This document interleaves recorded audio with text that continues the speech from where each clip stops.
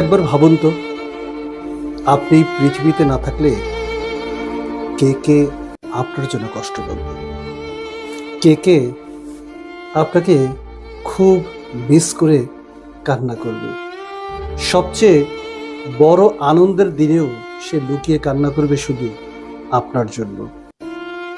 শুধু আপনি নেই বলে মাঝরাতে ঘুম ভেঙে আপনার জন্য বসে থাকবে।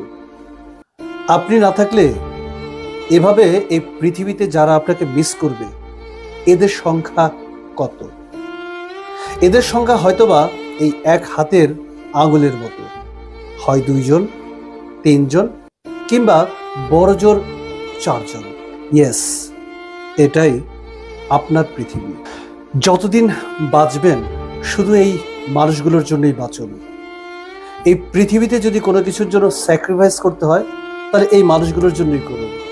এই পৃথিবীতে কোনো ভুল না করেও যদি কারো কাছে সরি বলতে হয়, তাহলে এই মানুষগুলোর জন্যই করুন। এই পৃথিবীতে যদি আপনাকে বাঁচার মতো বাঁচতে হয়, তাহলে এই গুটি কয়েক মানুষের জন্যই বাঁচুন। এই হাতে গোনা 2-3 জন মানুষের জন্যই আপনাকে বাঁচতে হবে। এদের জন্যই আপনার সব কিছু উজাড় করে দিয়ে বাঁচুন। স্যাক্রিফাইস করতে হলে এদের জন্যই করুন, ছোট হতে হলে এদের জন্যই হন। ভুল না করেও সরি বলতে হলে নির্দ্বিধায় আপনি এদের জন্য বলুন। দুনিয়া উজাড় করে এদেরকে আপনি ভালোবাসুন। এদেরকে আপনি আপনার এই বুকে আগলে রাখুন। পৃথিবীটা অনেক বড় না, আপনার পৃথিবীটা আপনার এই বুক সমান। এখানে তাদের জায়গা হবে। চোখটা একটু বন্ধ করে ভাবুন তো, আপনার এই বুক সমান পৃথিবীতে সবার আগে কার নামটা ভেসে আসে? দেখবেন এই দৃশ্যে সবার আগে আপনার মায়ের মুখখানা ভেসে উঠবে। মা, বাবা, সন্তান, প্রিয়তম স্ত্রী, এই তো আপনার পৃথিবী।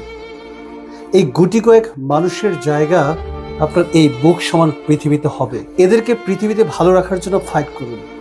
পুরো পৃথিবী একদিকে থাকুক, আর আপনার এই বুক সমান মানুষগুলো একদিকে থাকুক। এদের জন্যই আপনি আপনার জীবনকে সাজিয়ে তুলুন। যত কষ্ট হোক এদের জন্যই করুন। এদের জন্যই আপনি নতুন করে স্বপ্ন দেখুন। আপনার জীবনে যা হারিয়েছেন সেটাকে আপনি ভুলে যান। কি হারিয়েছেন সেটার জন্য দুঃখ না করে কি পাওয়া যায় সেটার জন্য চেষ্টা করুন। কারণ ওই মুখগুলো আপনার দিকে তাকিয়ে থাকে।